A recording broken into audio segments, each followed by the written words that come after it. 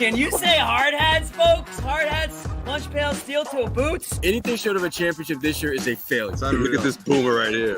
You've just got so much talent here. Somebody said we need to apologize for Jalen. Can I close it, John? What are we apologizing for? What did we say? What did we do?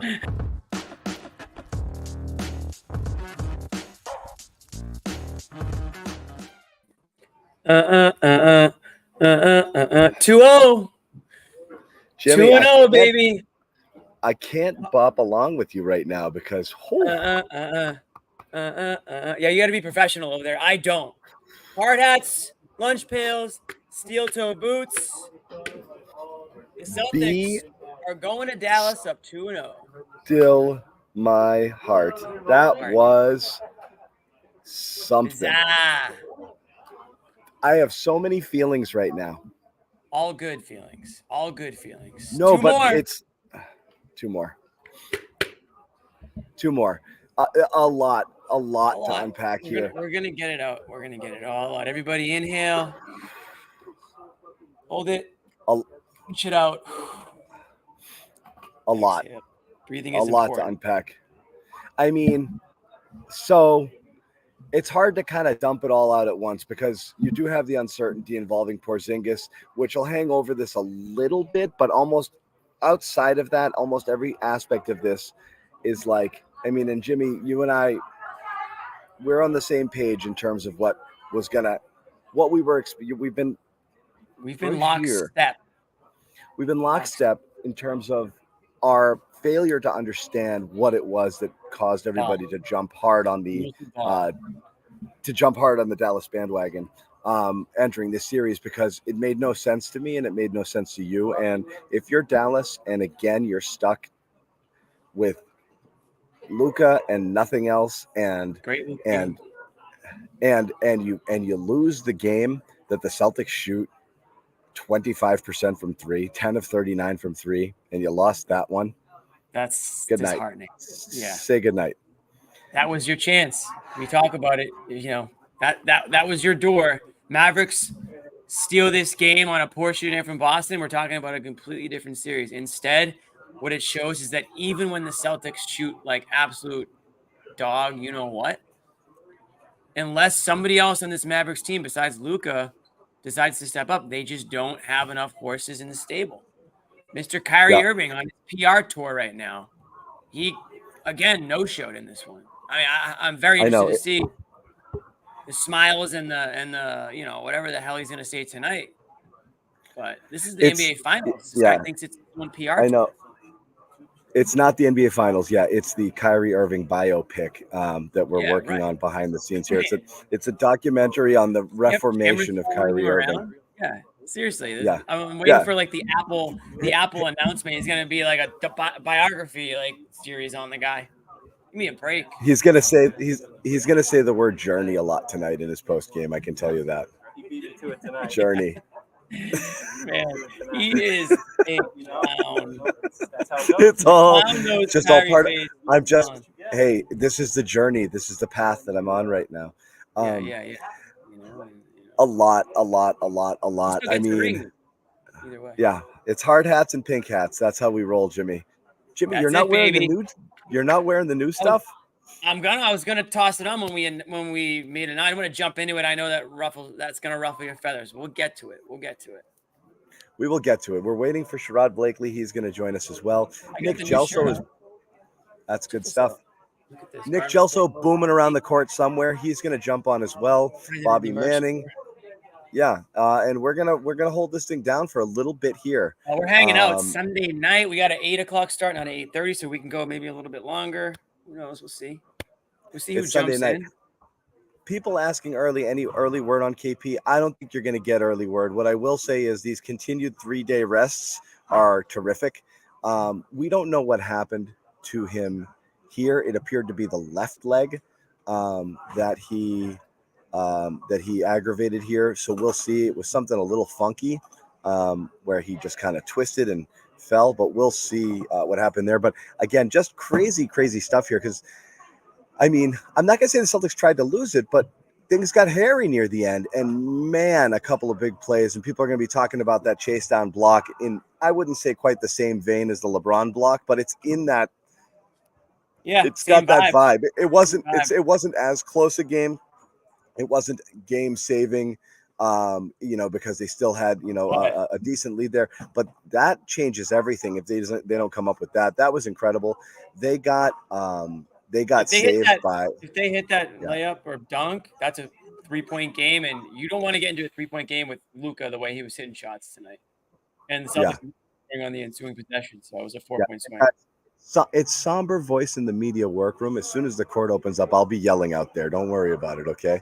I have to start with a little somber voice. That's the downside. That's the downside to on scene. Not over here, baby. I can be loud. I can be proud. I'll bring the noise tonight. I'm gonna need Jimmy to bring it up to 11 because I'm at about a Yeah, you're about a 3.5 right now.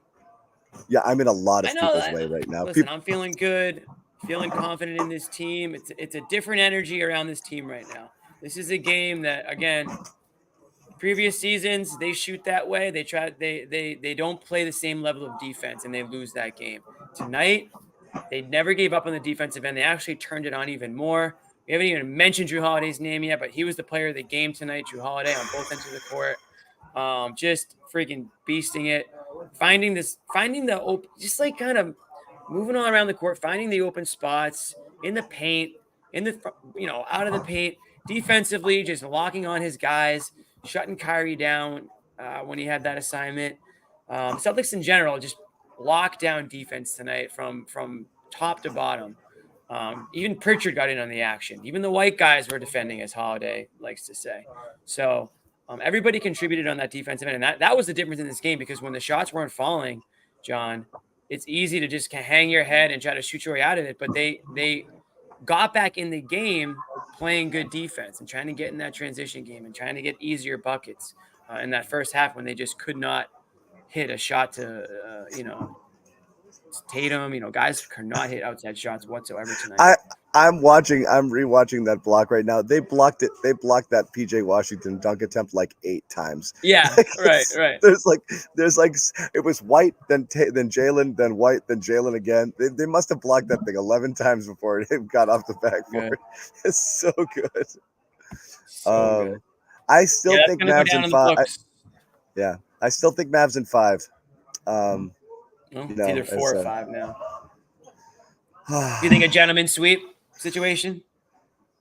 I had booked 5, and again, I don't know what you do if you're Dallas now. I think you got the game you were looking for, and you had opportunities late, and it didn't go. You don't win this game. I don't know which game you win. I don't. You had I don't Tatum. know where it comes from. Yeah, Tatum again. Look, we're gonna have the Tatum conversation tonight. We know how it's gonna go. Doesn't matter. It's still gonna be had. Yes, he had a ton of assists. No, I didn't say Mavs in 5. You goof. I said Celtics in 5. We did say Celtics in 5. And I almost said 4. Hey guys, look at Amit. Where is he?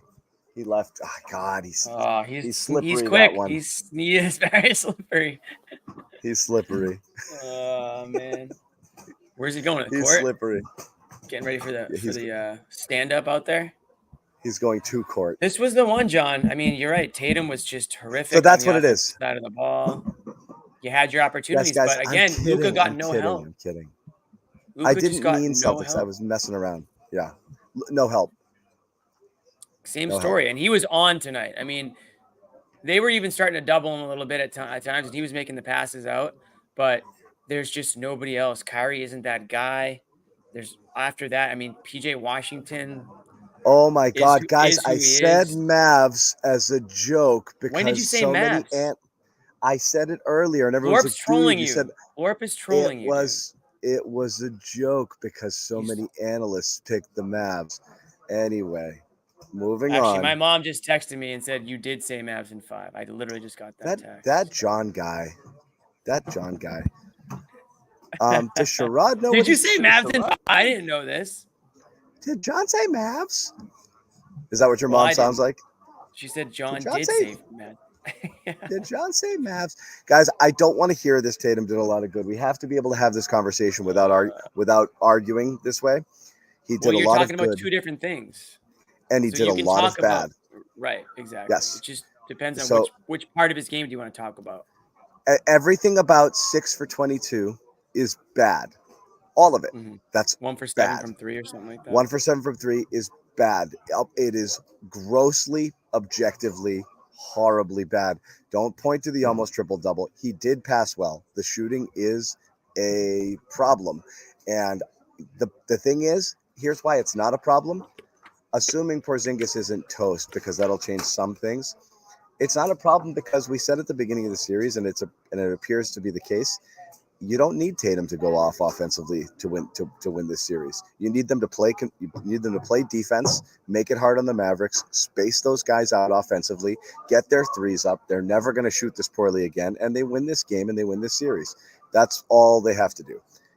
That's all they have to do. And again, this was the game the Mavs win. It's the way the games the Mavs should win, and they did not. So, yeah, it's going to be hard not to talk about, and I don't want to go there. It's going to be hard not to talk about Tatum and what's going on there, and Porzingis, what's going on there, but it doesn't matter as much when you're up 2-0, and they needed this one bad, and they got it, and it was great. So let's get into the guys who did the good stuff, and let's start with Holiday. Best game ever? It's definitely up there. I mean, and credit Tatum for this. Situation. Yeah, Mavs were trying to reduce threes, and obviously, again, they really packed the paint, and they didn't want them to attack and them to get to the rim. And Tatum, instead of kicking up for 3 all the time, which he still did, sometimes, he was finding Holiday in and around the rim with those little cuts. He found White on the baseline a couple times. He found Tatum running the baseline for a 2-handed slam. Those little things around the basket were vital for a team that wasn't hitting their threes. So again, Tatum is going to get his flowers for that, but Holiday was everywhere he needed to be. But man, what a crafty little finisher around the net. He was just unbelievable. In the defense, his defense was a 12 out of 10 tonight. He was so freaking good. He was so good on Kyrie. He was terrific on Luka, particularly when Porzingis was out there and they're trying to run those screens, and he's helping him so Porzingis can drop and he's able to get back there, and so there wouldn't be open shooters or lobs. The way that he played that on those on those screens, he was so freaking good in so many different ways. So I mean, he doesn't just get the brownie. Holiday all of a sudden is in the conversation for finals MVP. Yeah, absolutely. And he's the type of player that he's not just going to fall off. He's going to bring it each game. Now, the reason why it might not happen is because those 26 points, that's not typical for Holiday. I mean, he was, on a night where Tatum was looking for guys because his shot wasn't falling, Holiday benefited a little bit more from that. And that's great because he made everything count. I mean, look at that efficiency, 11 to 14. But what Holiday gives you is just that freaking presence on the defensive side of things, his calmness out there. He's been a godsend to this team, really has been. I mean, you can just see the difference when he's out there on the court. He's just making the smart play. He's tenacious. He's nonstop. And you can just tell that guys on the opposite side of the court, they just get kind of like deflated by it. It's just like, this guy is nonstop. He's smart. He's not going to pick up, a lot of ticky-tack fouls. I think he got one tonight that I remember. But overall, just an unbelievable game for him with, everything's online. This has to go down as one of his, maybe his best game of his career. No turnovers on top of it all. So just a complete game from him.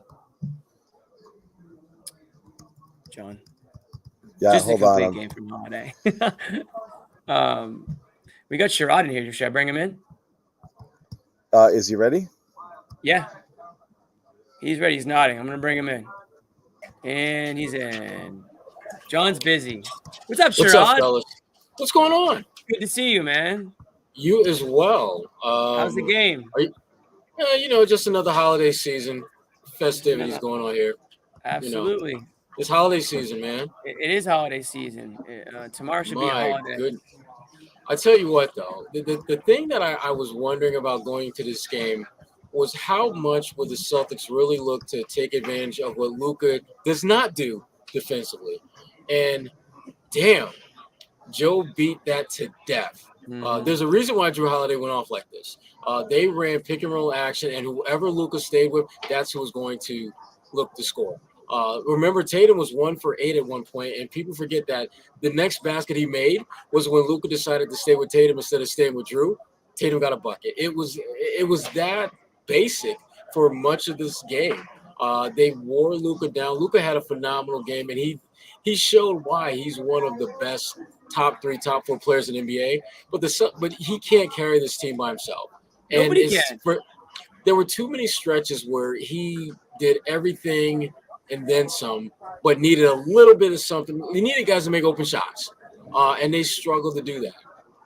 The NBA is too good now. You can't carry a team on your back anymore. Certainly not in a playoff series. You might be able to get, you're going to get your regular season wins here and there on a 50-point night or whatever. But I don't care if you're Luka. I don't care if you're Joker. Whoever you are, you need skilled players around you. And this Celtics team has it.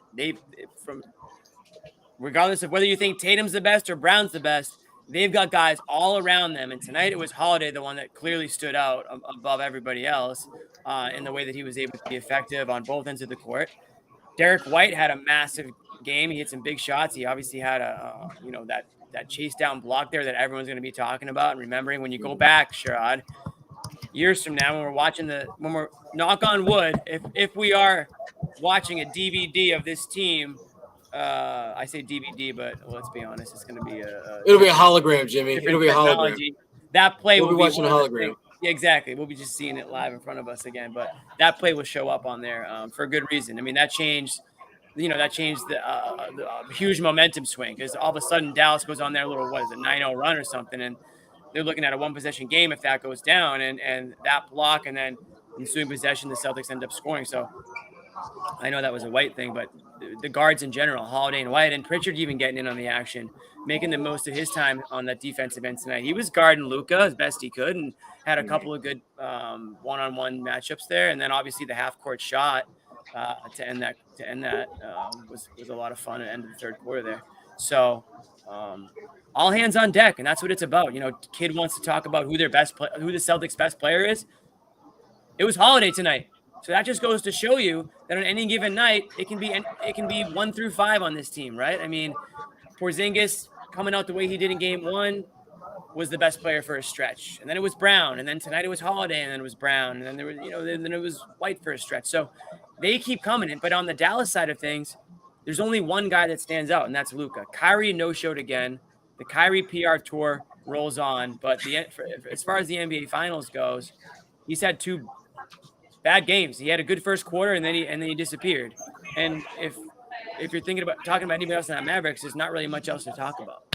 No, I mean, The bottom line is the Celtics are living rent-free in Kyrie's head, point blank.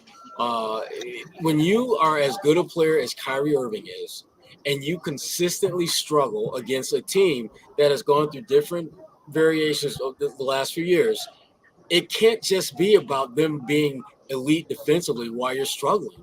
There's a mental component to this that is keeping him from being the player that we have seen throughout his time in NBA. I mean, the Kyrie Irving that we're seeing now is very much like the Kyrie Irving from Game 5 in his last game as a Celtic against Milwaukee, where he was just horrible. He's a much better player than what we've seen in this series. We know that. Well, here again, the Celtics, and again, this is why Jimmy and I liked the Mavericks in 5. Just kidding. Why we said Celtics in 5? Because don't put me in with you. I know. I didn't think this was a Kyrie series because the Celtics are uniquely equipped to both make life as hard as one can make it on Luka, which they do. He's hitting contested step backs, and he's working really hard for his buckets. I mean, he really is. Nothing is easy there. But Irving, he makes it look easy, but it's not. He's amazing. He's amazing. Irving, you got guys who can stay with him laterally and guys who can body him. And how many times did Kyrie think he was going to break somebody down to get a shot? And he had to just bail late in a shot clock because he could not get to any shot. It happened a lot of times. It wasn't just the poor shooting. The Celtics wrecked like 4, 5, 6 possessions where Irving was just dribbling the air out of the ball, trying to do his pretty, dribbling thing, and he couldn't get there. He couldn't get where he wanted to go, and that's everybody. That includes Pritchard. Pritchard was amazing on Luka as well, defensively. Amazing on him. But it didn't matter. Those guys absolutely made life extremely difficult on him all game long. And again, I just didn't think this was a Kyrie type of series. You need Luka and Kyrie to have dominant performances nightly just to be in contention to win in this series. And that's, and again, and you can still get it and they lose. And that absolutely could happen because the Celtics, you could have gotten 25 from Kyrie tonight and the Celtics shoot their level from 3-point lane. They still win. Yeah. I mean, I in my Substack today, I mentioned that, Kyrie needed to come into this game and be one of the top 3 players. I'm not even sure he was top 3 on his team, let alone in this game. So, I mean, when that happens, Dallas has no shot at winning if he's not one of the top tier players because, again, they don't have the kind of depth that the Celtics do where you can have guys playing their normal game and you can still beat anyone in the league. Dallas isn't built for that. Yeah. That's it. And the 8 turnovers, that was. I mean, obviously that was a problem, but they would have lost by 30 if it wasn't for Luka. I mean, he had 8 turnovers, and some of them were, I think, Celtics defense. Some of them were just felt like fatigue turnovers that he was just mentally worn down. But he had 32 points on an incredibly efficient 12 for 21 shooting. So he gets a little bit of grace, but they made it hard. They made it hard on him. They made it really hard, and they keep putting him in actions and defensively making life really, really hard and making him work. And that's why he's going to tail and he's going to wear late in those games because they're running him ragged. And again, the defense, 100%. This is the best thing about this. And as you can see here, I'd say the number one thing that you can feel good about with the Celtics is they did not allow offensive woes to get in their head defensively at any point in time. It did not translate. When you shoot as poorly as they shoot, sometimes you see that drag over onto the defensive side. It didn't. Both games, they have had almost, with some rare exception, almost zero letdown defensively for 48 minutes. So any concerns, if you talked about Celtics concerns entering the playoffs, what happens if they don't hit threes? Is that a loss? Nope, guess not. What happens if they don't take games seriously or take a night off, like they did against Golden State in 2022? Well, they haven't, not even close. The reason I felt great about this game at the half was the shots weren't falling, but they were busting their ass. They are playing so hard and so unselfishly right now. It's incredible. So you can see how locked in they are in terms of I don't give a crap who's getting it and who's scoring it. And people are going to jump to a bunch of wrong conclusions about this team, I think, saying they're going to start making 2004 Pistons references. No, that's not who this is. But listen, they have much better talent there, and Sherrod knows as well as anybody here. That's not an apt comparison. They're just playing a selfless brand of basketball right now. Yeah, I mean, as someone who covered that 2004 Pistons team, this team is better talent. This team is deeper, and frankly, this team, they're just built. They're built in a way that they really don't have a secret sauce or a certain path that they got to take to beat you. I mean, they can beat you with size. They can beat you with athleticism. They can beat you with depth. They've got guys who are at the top of the food chain who can dominate. They've got guys like Pritchard and Al coming off the bench or Porzingis coming off the bench who can dominate in those reserve roles. They're just a different kind of team, and they're the favorites. They came into this as the favorites. That Pistons team was the underdog to the Lakers. I mean, this Celtics team was built for this moment better than any other team in the league. And again, we're not there yet. Yeah, you're not there yet because it's still 2 wins to go. But certainly, they are not fucking around right now. They're not at all, and you can tell here. And I'm Dallas. I'm really worried. What else people are worried about? What are we worried about? A little bit of stuff. Porzingis. Kristaps Porzingis a little bit. He did leave the game here. He appeared to injure his left leg late in the fourth quarter. Joe Mazzulla with some very reassuring words right now for Celtics fans out there who are concerned. Joe, right here. Joe Gordon, The Athletic. Did Porzingis re-aggravate the calf, and what's your concern level for him for Game 3? No, Joe, he's good.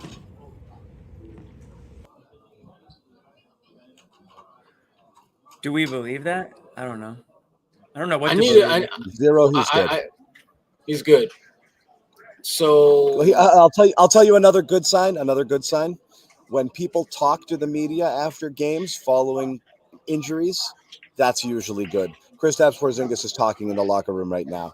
If you're trying to hide somebody from people for reasons, and if there's concern, if there's, well, we're going to have some imaging done tomorrow and blah, blah, blah, and this and that, when that happens, you do not talk to them. They go on ice, and then you keep everybody guessing for 3 days. Look, might you put them out there to make the Mavericks think everything is fine and maybe it's not? Yeah, sure. There could be gamesmanship in the other direction with something like that. But typically you throw a guy out there to talk.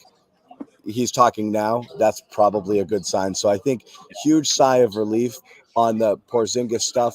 I mean, and here's the thing, whether it's 100% accurate or not, it's still better than, I don't know. Nobody. I didn't see him. I didn't talk to him. Nobody. Blah blah blah. You know, like you don't want to hear that. So I'm glad we didn't get that aspect of it.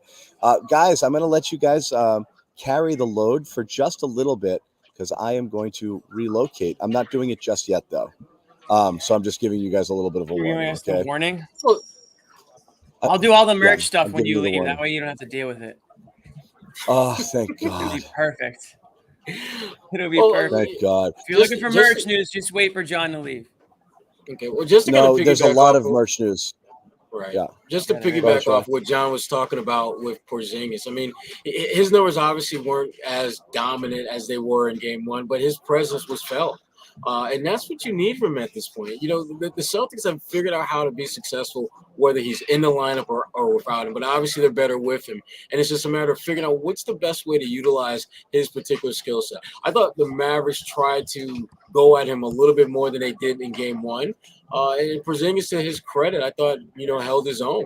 Sometimes he made big plays. Other times he got beat. That's going to happen when you're, kind of working your way back into shape. But this Celtics team, again, his play is a reminder of why so many people thought this Celtics team is the team to beat, and that he would be the X factor because he's the guy that when he's out on the floor, he makes the job of everyone around him easier. The Celtics, I mean, it's like a team where you're playing, you're playing spades or something, and they got the ace of spades, but you've got the king, queen of every other color set. And guess what? You're probably going to win that game because you've got more cards to play that have value. I play a lot of spades, Sherrod, so I like that. So I do. I like spades a lot. We're there. I do. It's just a thing. What else I like? I like prize picks a lot. And if you guys are into it and you want to get in on the action, there might only be 2 more games here. It doesn't mean that's the only thing that you can do, but America's fantasy sports app, more than 5 million members. Yeah, NBA Finals, we're pretty excited about it. And all you have to do here is pick more or less on your favorite players on any particular stats, 2 to 6 player stat projections. If you're locked in, you can win up to 100 times your money. And the finals mean more on prize picks, and so do the star players. You get boosted payouts on select basketball stars you won't find anywhere else. When the finals are over, slide over WNBA, chase the Caitlin Clark, Angel Reese fun and drama that's going on over there. Yeah, it's fun stuff. Prize Picks offers injury insurance, so guys in your lineup get hurt, you're covered. All you have to do is download the app, use the code CLNS for a first deposit match up to 100. Once again, download the app, use a code CLNS for a first deposit match up to 100. We also want to tell you about Game Time, guys. I mean, I know people are watching us all over the country. In Boston, you might have missed your shot. I don't know. I can't. One of my guys, John.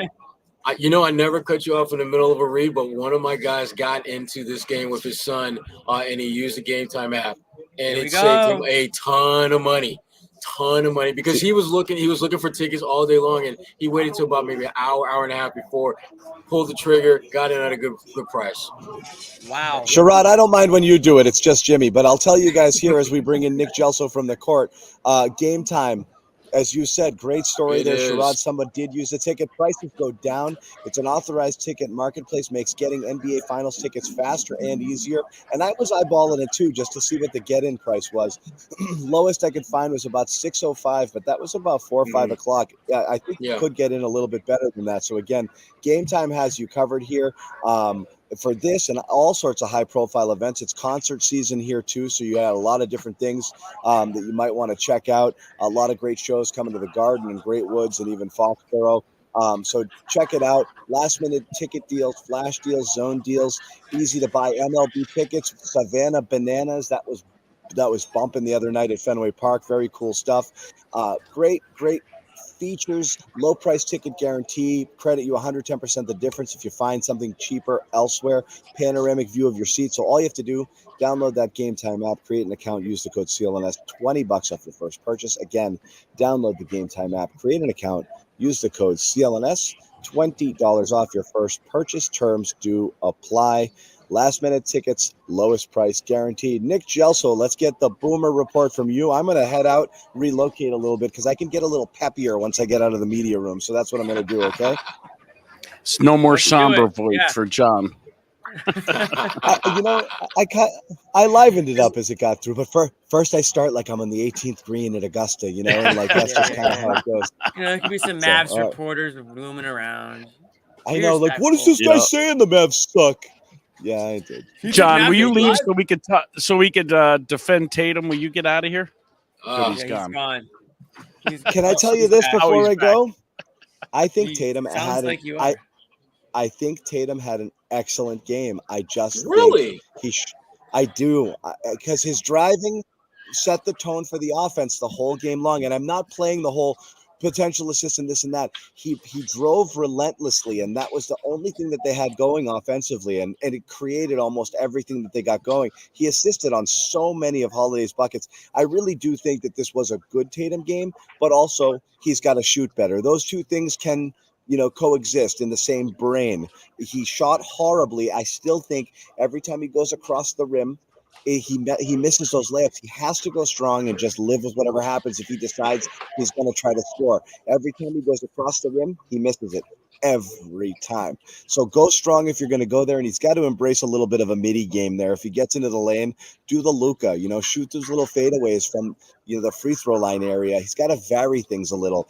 He was getting by people, but what he was doing next was weird. But again, I still think he had a great game. I wanted to say that before everyone said Zannis thinks he sucks, because I can't defend myself for the next 10 minutes. Bye. We're gonna say a lot worse about you. Let me have it. I don't. Yeah. All right, I'm the captain now. Okay, right, Coach Toscano. What's up, Nick? Coach Toscano guys? here. 2-0. How you What's doing? up? 2-0. What's up? Where are you at right now, Nick? Where you Right sitting? now, I'm in Loge 19, overlooking well, I'm not overlooking, but behind me, you can see the parquet and the Jumbotron. Absolutely. John will be coming out over here in the media section probably, but yeah, up 2-0. Okay. It wasn't pretty, right? But it was a win is a win, and up 2-0 in the NBA Finals when going to Dallas. We know this team plays well on the road. I'm feeling very good. Very good. I hope you guys are too. And I'm also not going to blast Tatum either, because all for the last how many years saying when the dude can't shoot, he's got to do other things. He's been doing other things. I mean, Tatum and Brown, I think they had 20 assists combined, and Brown was incredible again. The scoring was very, very evenly distributed.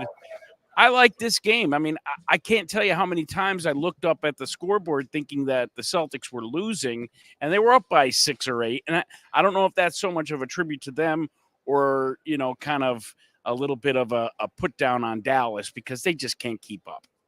Not if they're going to keep playing where Kyrie is non-existent.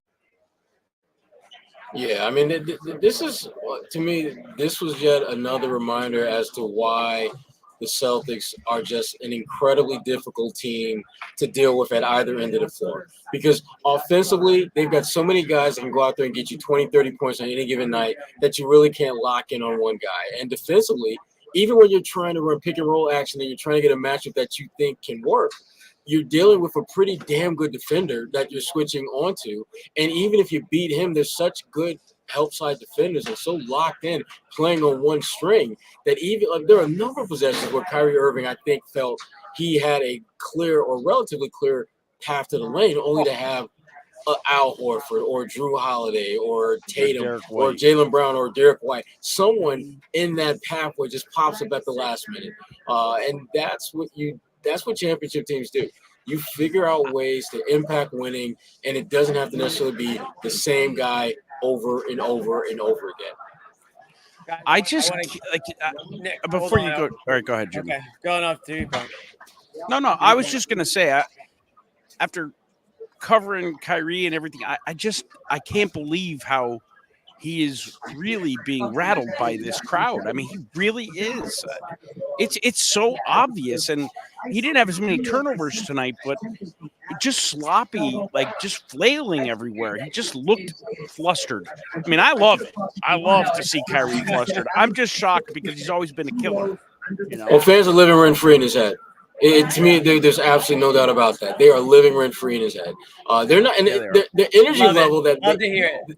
The energy level that they have had in the past isn't even at that same level. It's almost like they're bored to some extent with just dominant. It's very unusual and unexpected because, again, and we talked about this earlier, he's such a phenomenal player. One of the best in the NBA talent-wise. You're not going to get an argument from me and not from most people about that. But for whatever reason, whenever he steps on that parquet, at least ever since 2021, I didn't get it. He's been just a shell of the player that we're accustomed to seeing.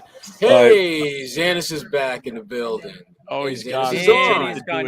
I want Jimmy to merch it up, so go ahead. I gotta merch it up. Jimmy. John can't be on when I do it because he wants to pull his hair out. So he gets annoyed for some reason. Yeah, there it is. And here's the thing: people are in the merch store buying stuff. I want everyone to know that there's a code right now to get 20% off in the merch store. So I'm trying to help you guys out at home who are interested in buying some products. Use the code 2MORE. We already know what that means. 20% off at shop.clnsmedia.com. One of the things you can buy, guys. Your own hard hat. The hard hats are back, and they're selling like hotcakes. All right, I told you guys we're gonna have them. A few of you guys know we already have them. They've been selling this weekend. We got a limited supply again, so they're up on the merch store for as long as they're available. They're going out faster than they're coming in. We've got the Shamrock. We've got. There it is right there. Hard hats, lunch pails, and steel-toe boots. The Garden Ritual logo. This is a real That's sweet. Hat, this is a real That is hat. sweet, Jimmy. It's got the nice padding in the front, in the back, snap in. John is getting so annoyed. You can throw a brick at No, this I love thing. it. I mean, That is pretty damn good, Jimmy. I'm just watching our viewers whittle away. They've actually gone up a little bit. They whittled away on your soliloquy on Tatum before you left. No, I feel like That there's is about true. 300. I believe there's 300 fewer since I left and came back. Here we go. Because of that Tatum rant you went on. I wanted to give my Tatum rant. take, and you went on for 10 minutes in the Zannis Guys, way. we got hard hats, we got T-shirts. I'm wearing the Garden Report logo. Nick, I'm not t-shirt. talking now, buddy. I want to hear your stuff. We got phenomenal tees. We got mugs. We got Cedric Maxwell tees. We got all the stuff. So 2 more for 20% off. I got to Thanks, tell guys. you, how many Get your hard hats people before they tonight- sell out. How many people tonight were wearing the Cedric Maxwell T-shirt here at the Garden? I saw like 20 or 30 people with that T-shirt on. I didn't see any hard hats today. I'm sorry. Raise your hand if you think Nick's exaggerating by about 15 I shirts. think he's exaggerating a little bit. Okay, I saw all the hard Max's hats- daughter with it on. I saw All the hard Max's hats daughter that we with it on. sold after game 1 have been shipped out. I'm not I sure saw if you- one person 5 times. It was Max's daughter. Nice. Well, they're starting to trickle out. My dream is to see a TD Garden full of hard hats.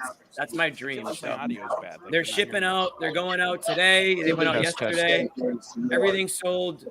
Everything that we sell is going to be shipped out at the very latest by Wednesday. We've got them coming in as much as we can. So that's the spiel. Nick, we can hear you. Amit thought that maybe I was disconnected because, I'm the boss and no one could hear me when I was talking. No, I'm just kidding. They couldn't hear me. I got tired of merch, Jimmy. I'm done.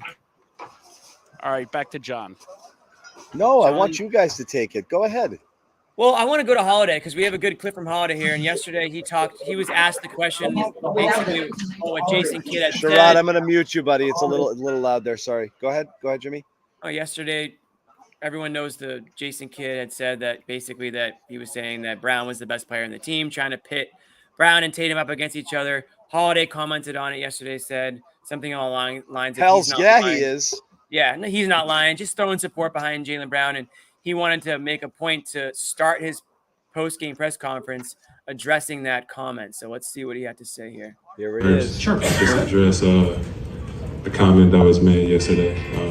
Nice ringtone. So sorry. I feel like people kind of took that out of context, and I've been hearing that I prefer JB over JT, and that's not what that was.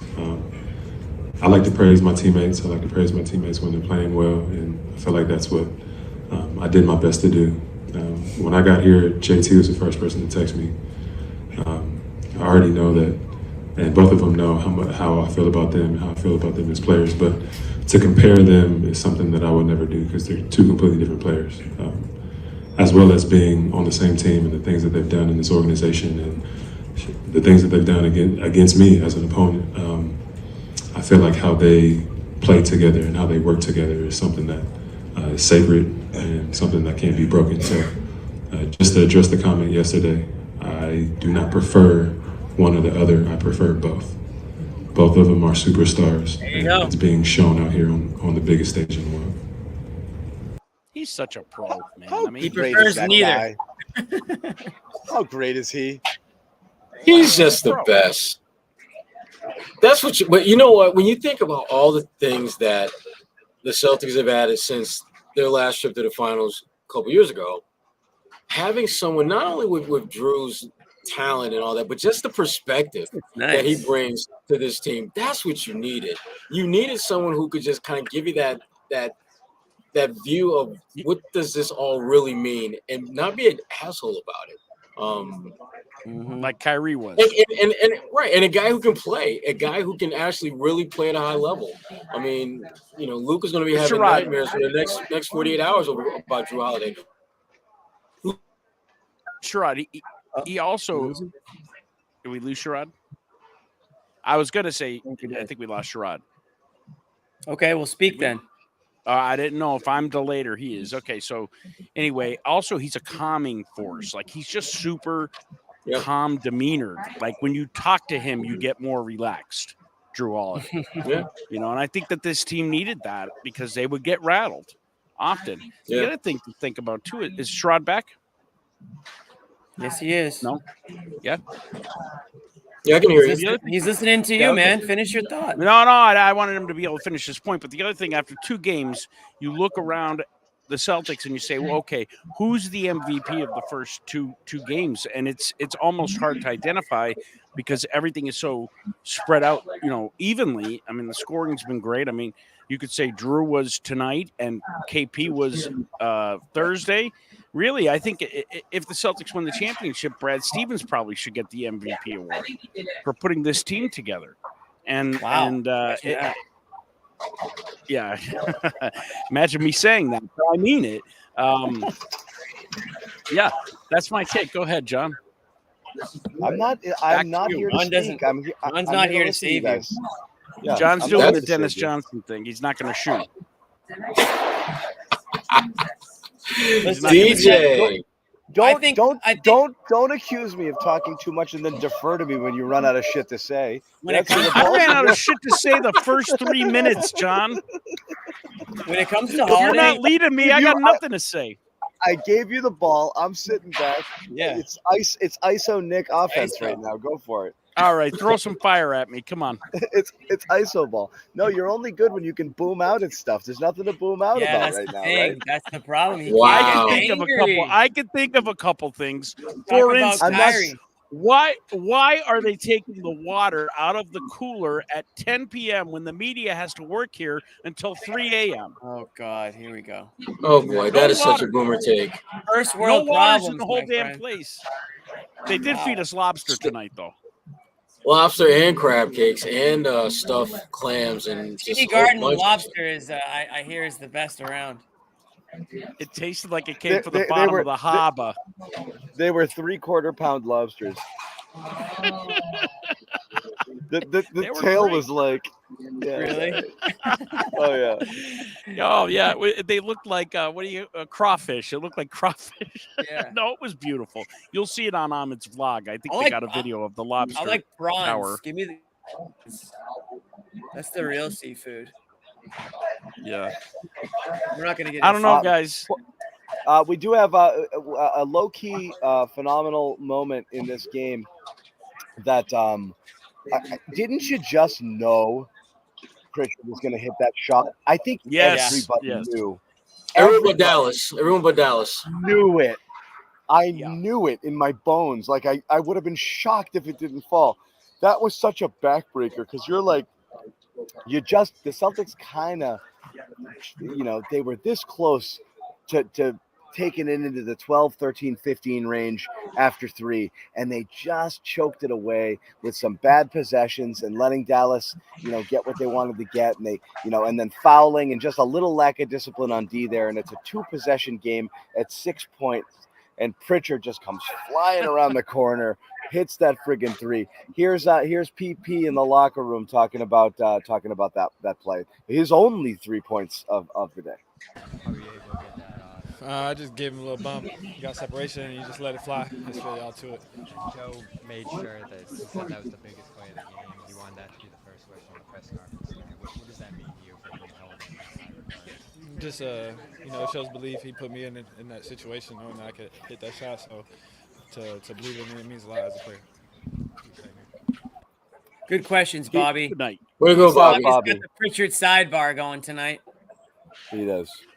That's what he does, though. I mean, how many times have we seen him make that particular shot? He's a specialist in that regard. That's one of the things that he brings to the table. I'm a little surprised that teams don't do a better job of maybe the scouting report isn't that thorough, where they're looking at guys' tendencies like, making shots at the end of quarters, which should be something that you would be on guard for, particularly the way, as John pointed out, Dallas actually had a nice little kind of momentum swing there at the very end, because the Celtics were up by like 12 or 13 points, and next thing you know, it's a 6-point game. Looks like it's going to be 6 points going into the fourth. To go from 6 to 9 was huge shot. The block. It was the massive. triple block. Everybody on the team blocked that shot, I think. Yeah, I think I got a piece of it. Yeah, you did, John. That You're on the pretty box good. score, John. That was pretty good. Uh, Yeah, that was good. We are going to hear from KP, the general update. I don't want to keep news from you, but we'll hear it from Porzingis himself, because I know you'll find that reassuring. Is he said he's not sitting game 3. So again, there's a lot of confidence right now that whatever happened was, kind of like old man stuff, just like. And look, man, I mean, this is what we thought. This was as much my Porzingis concern as anything else. He's just going to be gassed, like it. It's going to take him a really long time to get going. And he tweaked a little something, but you just see him. He just, he confirmed it. It's so funny with Joe. I love how Joe tells us stuff, but doesn't tell his players, what they're supposed to say too. And he's like, he's not on a minutes restriction. And then you turn around and you're like, KP, and he's like, oh, I'm on a minutes restriction. So he's clearly they're managing him because As they should. Because he can only go, so hard for so long, and there's a lot of work out there because they're going to put him in actions, and they're going to They're gonna run screens and they're gonna try to get him in space a little bit, and he's got to maintain his discipline and get back and try to prevent that lob, but also jump out on shooters if and when he needs to. He's got to get back and protect the paint. He's needed on offense. He's got to move there. He's setting screens. He's trying to get position. But you could see he was definitely laboring with a few different things. I mean, there was one play actually. Derrick White hit a hero shot 3 on a position that looked like it was totally busted because Porzingis was having a tough time backing down Kyrie to get good position on him. So you could see there that he's definitely like, it's physically he's not all the way back there, and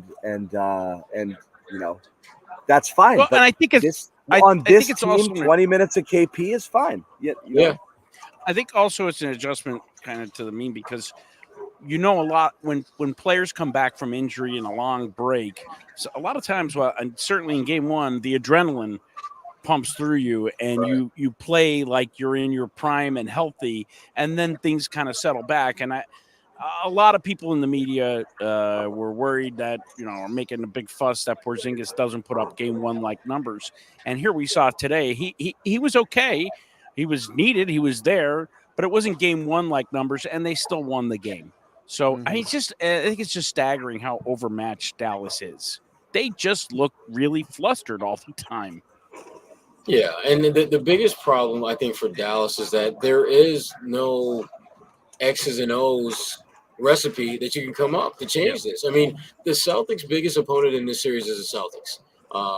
When they lose at this point, it's not so much because of what Dallas is doing as much as it is what they are not doing. They have pretty much every position except Luka. And as talented as Kyrie Irving is, he's losing that matchup in the series badly. Whether you say it's Derrick White, whether you say it's Jaylen Brown, it doesn't matter. He has been the inferior player at that off-guard position. And after that, there's just nothing. The cupboard's bare if you're Dallas. I mean, it's at the point where I would be mildly surprised if they win one game at home. Yeah, it's possible. Here, let's hear from KP, and I want to get back to what you were talking about there because I think it's really interesting, just in terms of where the Mavs are at right now in terms of both their mindset and their ability to be able to beat this team. Which, again, anything can happen, but you had your shooting variance game and you couldn't win it here. And again, Dallas didn't help itself out. They only hit 6 threes themselves. But here's KP, because I did say you'd feel better if you saw him. He's smiling. That's got to make you feel happy. Here's KP talking about his injury. He's dressed himself. What were you feeling out there? I don't know. I don't think so. I mean, I feel good. Obviously, something happened a little bit, but have a couple days again, and believe me, we'll do everything we can to be back and moving well. How difficult was it to keep playing through it? Not difficult at all. I'll die out there, if we need. So I just kept going, but obviously I was a little bit limited. So smart thing was to get Al back in there and finish and close out the game. NBA. Oh, sorry. No, want to put him back. Send that man a hard hat, Jimmy. I think I'm gonna have to. Can I get Porzingis' address to send him a hard hat free of charge? Richie will drop it off there. John. Richie will drop it off. If he dies, if he's got the hard hat on, he won't die. This thing is made of high quality material. Nothing will hurt. Everyone had the same quote with the accent and everything. If he dies. If he dies, he dies. He dies. Oh my God. That's the mentality you want. Kyrie Irving would give you some BS 20-minute answer. Make a T-shirt right now. Win or die. Okay. I'll die. Make the T-shirt right now and get it on the store. I'll die out there. You want Porzingis' face with "I'll die" out there. That is a good one. Text Joe, Jimmy. I'm gonna text Joe right now. I'll get the T-shirt. That's a good money maker. That is a good one. So limited supply, 25 T-shirts. Just his face too, Win or die. I love it. That's I'll the die Celtics out motto there. here. Forget about different here. I like win or die as the team motto. Win or die. Win or die trying. So good. Life has shifted. Love it. How great! I mean, I know Jimmy hates when we talk about the crowd, but how great was when they put the old school Paul Pierce montage on the jumbotron. We didn't. I didn't see it, so I don't know. I know you It didn't. was, I'm it was asking good. the people. Oh, that Jimmy, thought let me it was tell you about awesome. it. Jimmy, it was so cool. Oh my Hopefully Amit God. was filming, and I know Amit films some of the key things on the jumbotron. I'll have to check CLNS. Oh, Amit's over Jimmy, there it was laughing. so He can't good. even hear what you guys are saying, and he's laughing at me. Yeah, unbelievable. Amit. Yeah, hey, everyone watching at home who wasn't at the game, how about that jumbotron moment tonight? Hey, the people that are watching at home want to know what it's like to be inside this jungle. I've been telling you that for how many years, Jimmy? Every game I wanted to do a segment on the crowd, and you tell me no. Yeah, for good reason. The one thing For I'll good say is it reason. sounded like how about this? Was the crowd louder tonight, or was it game Yes. one they were louder? Okay. I did think see tonight. that they put the Kyrie quote up on There the was some- jumbotron. Which is a smart play. Yep, They Sherrod put the called Kyrie that. quote up. Yeah, I Sherrod, would you did. have. The one thing I would have done a little bit differently is I would have put it up at the very end of the game, too. Just to Just troll to him. go Just to back at troll Rub him. it him. in a little bit Troll him. more. Yeah, just to troll He him. was out. I don't know. 'Cause he Did you might guys not see be Gethin back. Coolbot?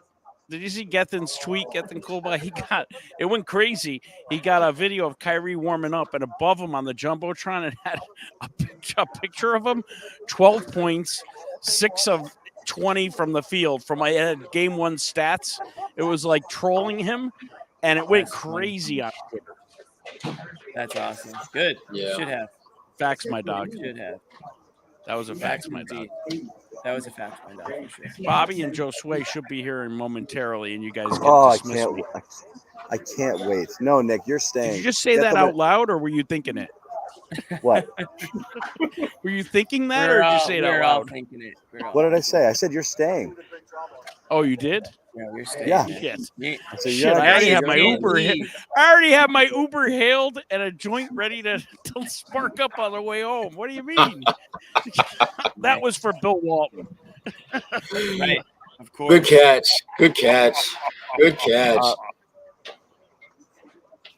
Yeah. Good catch. Facts, my dog. Where is John Zannis?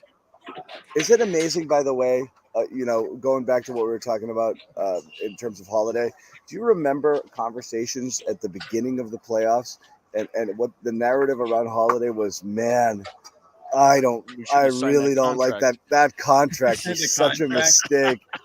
Jimmy was key on that one. You remember, Why did they give him all that money in all those years? You remember people saying that? Yeah, we do. probably- And we said honestly- they did it for these years. There's been nobody This year, next year. There's nobody I've been a bigger apologist for all year than Holiday. And oh my God, tonight. You picked a You're good just one tonight. You're just seeing all of it, like the full, I just trust him, and again, I hate making it about the Marcus thing because Marcus left everything he had here. He was a great Celtic and he'll always be a great Celtic. I just find it ironic that the saying around Marcus was love and trust, and the only thing I didn't do was trust him. Yeah. True. I thought it's like this is what it's like to trust somebody. This Okay, is what I it's get like it now. to trust somebody. I trust him and White, like implicitly, like I trust those guys to do that, to just be just rocks all the time. And even when they have bad games, it's like, well, they went about it the right way for the most part. And it's just unbelievable. It's unbelievable. I know everyone gets mad. I don't mean to, but look, guys, this is what improvements are to your team. Last year's team and the team before that needed improvement. You improved by replacing a player with another player. And sadly, that ended up being Marcus for Holiday. And then you replaced Rob for Porzingis. And we all loved Rob as well. And we're not sitting here saying anything, but you improved. It's incredible. You do wonder if Marcus is sitting. He's watching this crap. It's got to kill for him. And I always thought, I don't want to make it a referendum entirely about that, but I just have so much faith in Holiday out there. You just see him. Just tonight was one of those games. You just go back and just watch him all the entire game. He was just everywhere. Mm-hmm. I didn't change and understated where Smart. I hate them both. Where Marcus kind of, and I don't want to compare them either, but What did John say? He hates them both. Nothing. That I'm on a little delay here. If you haven't noticed, I'm just messing around. Mark is like overstated on everything. Like you knew when he was hot, you knew when he was struggling, you knew when he was frustrated. You know, Holiday is just so even. Yep. He came as advertised, right? He really did. He lived up to all these expectations of a guy that's a leader on the court, steady, heady player, tenacious. Obviously, we knew all about his capabilities defensively. Pretty much universally regarded as the best on-ball defender in the NBA over the last however many years you want to go back. And that's by the players, which is really what matters. Media can vote all they want, but when you talk to the players, they've pretty much been saying for the 5+ years now that Holiday's the guy. And so you see that, especially now with the games mattering, more than they ever have, just how valuable he is to this team. And you know what? The way he's playing in this playoff series, these playoffs, but specifically, tonight in this series moving forward, they win a title, you'll pay him whatever the hell he asks for the remainder of his contract if he's going to be a focal point in them winning a title this year. And he is, and he has been, and that's not going to change next year either. His skills don't just disappear. What he's good at. The points tonight are a bonus, the 26 points. You don't expect that or you don't require that of him. But on a night where Tatum isn't really finding it from outside, he's looking for guys a little bit more. Holiday's taking advantage of it. Holiday knows where to go, where to be. He knows how to get open. He knows how to make easy baskets. Those 11 for 14 field goals, how many of those are right under the hoop? I mean, he's just right there where he needs to be for the easy two. So that's high efficiency, obviously, but it's just knowing what the game calls for. There's going to be a game where he's not going to be needed for 26. He might only be needed to score 10, but he's going to give you, 10 boards and 8, you know what I mean? So it's whatever the game needs. And tonight it needed more offense from him, and he was able to provide it. And thank you for this super chat real quick. I just want to say Woke Factory, we do appreciate it. Actually, I disagree. I think Smart was going in a separate trade there that was already ready to go. There's no way they pulled that one on the fly. I think he was on his way out. They were going to move things around, and they had another deal ready to go, and they slid Smart into this one instead. But thank you very much for the super chat here, and I want to hear what Sherrod had to say. We just wanted to acknowledge it. We do appreciate that. No, all I was going to say was that, one of the criticisms that this organization has had, like the past few years prior to this year, was that Wyc Grousbeck wouldn't spend money, that he wouldn't open up the wallet. And that's they are going to be paying for this team for a really long time. But it was worth it because they built a team that you knew on paper could compete for a championship. And some of those other deals they could have made in the previous 2, 3, 4 years, they would have been better, but they certainly would not have been as built to win a championship as this team is now. And that's to me, that's one of the wild cards that goes into putting together a team that can contend for a title is, do you have ownership that's willing to pay the price of what that championship looks like? And the Celtics, when you look at Jrue's extension, you look at Porzingis' extension, you look at, they're going to have to open up the wallet and pay, Derrick White very soon. Derrick White. Yeah. Tatum's going to get his Supermax extension, that'll kick in, 25, 26 that he'll sign this summer. They have shown a commitment as long as they're committing to a championship caliber roster. And they've been pretty consistent with that since they've been here. As Jimmy called Jrue Holiday, steady and heady. You can put that one on a T-shirt as well. Another steady person, steady and heady. Another one who absolutely qualifies as write it down, Jimmy. Heady was Derrick White, who was part of one of the key plays of the game on a chase down block there after the Mavs off of a Tatum miss took off in transition. Washington was on his way in, and as they've been doing all game long, White and Holiday had a great chase down situation last game, I remember. And both White and Brown raced back, got involved in the play. Some people are saying maybe a teeny bit of a foul. I don't know. But, the hustle was there. Both guys got a hand on a ball. Critical play at a critical moment in the game where the Celtics were kind of sort of coming apart a little bit and letting Dallas hang around late in the game, and that pretty much sealed things. Here's Derrick White talking about that play. You're an all shucks kind of guy, but when someone is running the break and but you do chase downs, do you say to yourself, "I got this, dude"? Like, what do you think when you're running full speed? Because you've had too many not to think like, "I can't believe this dude's gonna try this on me." Like, there's got to be a arrogance there to a certain extent. Yeah, that's why I got dunked on earlier. But it's part of the game. Funny guy. Like just that, not afraid to get dunked on. Allows me to get some that maybe some people would have gotten. So I'm just trying to make a play. Just believing in my abilities and what I can do. Dave, last question. I believe in his abilities too, man. This guy's incredible. How easy is it to like these guys between him and between Holiday? Both in terms of how they play, how they carry themselves. The postgame, that Holiday soundbite just addressing the Tatum situation, which he totally didn't have to. But we talked about it last You're game. in control. I said what Holiday said. No, he didn't mean that. And people ran with it, and I thought it was stupid that people ran with it. But he didn't get mad. He didn't turn it into like, you guys trying to make something. He's like, media, but the media. He didn't go full scowl on the media after the NBA Finals. Media, you're gonna make Jalen leave. But White's another guy. He is an aw shucks humble guy. He doesn't talk about himself. He has monster games. He's carried the team at different times during the season. He does not talk about himself at all. He's not fake humble. He is legit a humble dude. He's a classic. Send that guy a hard hat too, Jimmy. He's a classic lunch pail. I might have to send the whole team hard hats. If they win this thing, if you trust me, they're getting. I don't think they'll give us our addresses, but if they do, I'll send it to the Garden. I'm sure they'll never get it. Olive will disperse them for me. Of the Garden report. Brian Olive will disperse them. Yeah, he'll pass it off for me, courtesy of the CLNS, of course. We'll come in By next the way, guys, season. they are be wearing hard hats. They are flying off the shelves. I just took a peek, and if you're thinking about getting one, really think about it right now. Because I gotta say, Jimmy's not exaggerating this. They really are. Like, I am shocked. I'm not happily shocked. We don't actually have shelves. We don't have shelves. Yeah.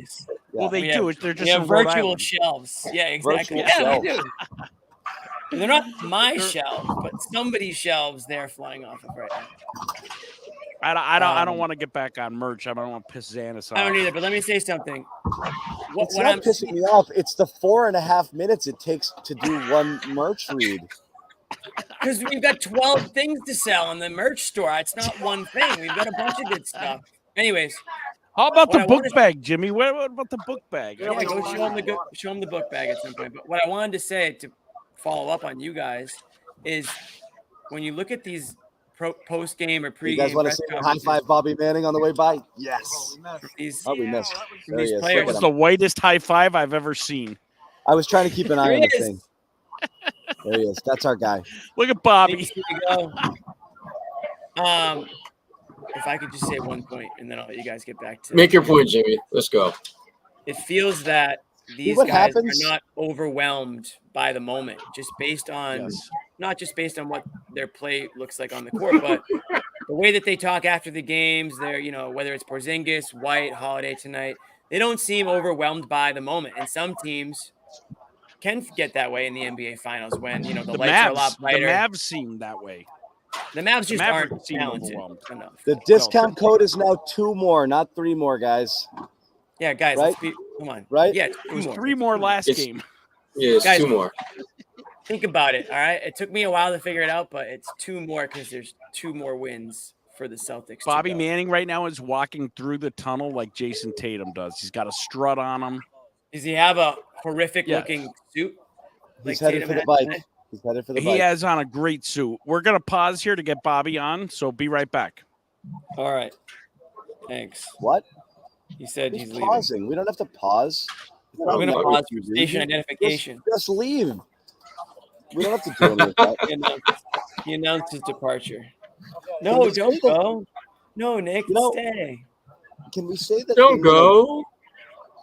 Can we say the thing we've been meaning to say, like the whole time? Like, we're kind of saying it as we're talking about the Mavericks in general. Like, they suck.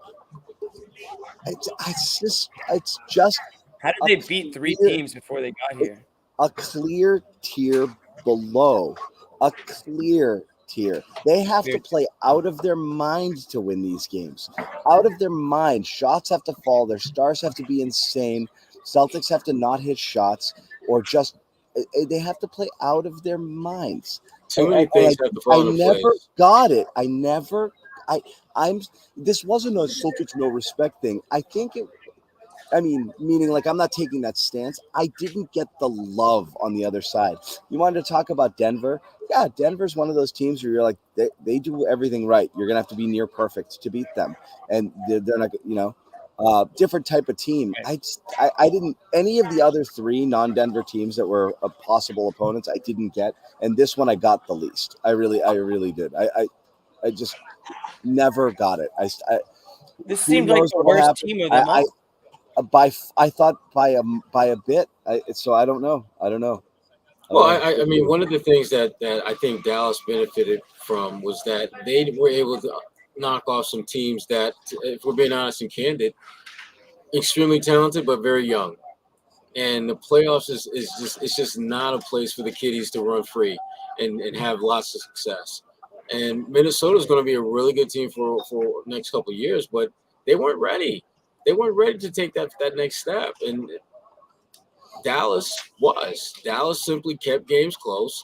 I didn't think Minnesota did a good enough job of making Luka work the way the Celtics are. And he had plenty of ammo down the stretch to put that team away. Luka is gassed by the time the fourth quarter gets run here. Right. And the guy that is attacking him more than anyone else, Jrue Holiday, is probably the strongest player pound for pound in the Celtics roster. So Luka's not used to having someone as physically giving it to him the way Jrue Holiday does. By the way, that injury stuff, I didn't think was more gamesmanship from Tatum. I thought that was Luka trying to, pad, a few excuses here on the we weren't really right sort of thing. I didn't think that was to mess with the Celtics heads. Give me a break with that. Anyway, go ahead, Sherrod. That just I thought that was nonsense. No, his coach is Jason Kidd, and we all know that Jason is Mr. Jedi mind tricks all day. He thinks he is. He's the opposite of Jedi. He's a moron. That's a topic for another day, I guess. Damn. I don't know if I call him a moron. He's a Hall of Famer, good player. He's good at basketball, but that doesn't make him smart. No. I wish. Point well made. He can beat me in basketball. I'll give him that. But mind tricks? No, you're not going to beat me in mind tricks. No chance. Yeah. He's not going to beat the Celtics in mind tricks either. Look what he tried it. He tried it and he failed. He's spending more time talking about the Celtics and trying to get in their head. He should spend more time trying to figure out what his own guys can do and what his best players can do to try to compete in this series. Make it interesting. This is going to be a sweep if he can't figure out what the hell is going on over there. I think the problem, Jimmy, is that he knows what his guys can do. And that's why you got to go to mind tricks, because you know that talent-wise, you don't match up at all with the Celtics team. Like I said, Luka is the one player who has an advantage, but even that advantage isn't all that big an advantage. Because, Jrue Holiday more than gave him the business in this game. He had 32, Luke, and Jrue had, 26?